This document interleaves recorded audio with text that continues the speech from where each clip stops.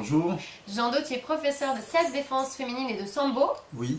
Ensemble, aujourd'hui, on répond à la question de Juliette. Elle a 41 ans et figure-toi, Jean Do, qu'elle pratique la self-défense féminine. D'accord. Voilà, c'est une adepte, sauf qu'au moment de passer à l'action sur le terrain, elle a toujours cette petite crainte. Elle m'écrit qu'elle se dit que même si c'est elle qui est agressée et qu'elle se défend contre son agresseur, si jamais elle blesse son agresseur et qu'elle le rend, je sais pas, handicapé à vie, qu'est-ce qu'elle risque judiciairement ? Alors, elle a raison de se poser la question, Juliette. Lorsqu'elle est agressée, elle est une victime. Il ne faut pas qu'elle réponde en devenant elle-même l'agresseur.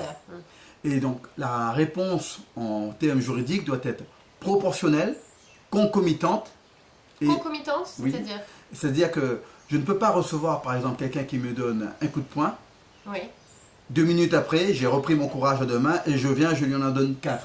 Très bien, c'est un effet de cause à effet. Voilà. Voilà. Par contre, au moment où il me frappe un coup de poing, si dans la réponse, par réflexe, on va dire, plutôt par automatisme acquis, je réponds à son coup de poing, ça va. C'est l'autodéfense. Si je lui sors un couteau, ça ne va pas. C'est ça.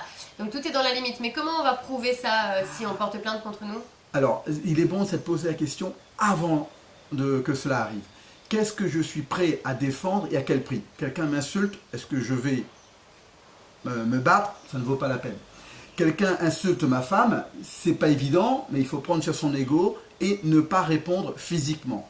En revanche, si je me suis posé la question, eh bien, ça se clarifie dans ma tête.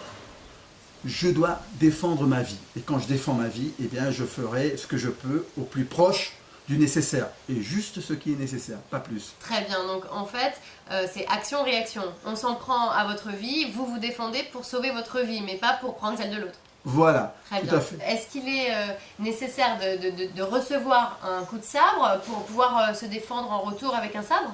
Alors, s'il y a plainte de celui qui était agresseur et qui est devenu la victime, déjà c'est rare, parce que bon, il était agresseur au départ. Maintenant, le juge, les avocats vérifieront s'il y avait légitime défense. Dans le mot légitime, est-ce que la réponse était adaptée, elle était proportionnelle à l'attaque, et on n'a pas besoin d'attendre d'être mort pour pouvoir défendre sa vie. Donc on va la défendre, mais dans un contexte qui restera raisonnable, avec un non-acharnement thérapeutique pour détruire l'autre.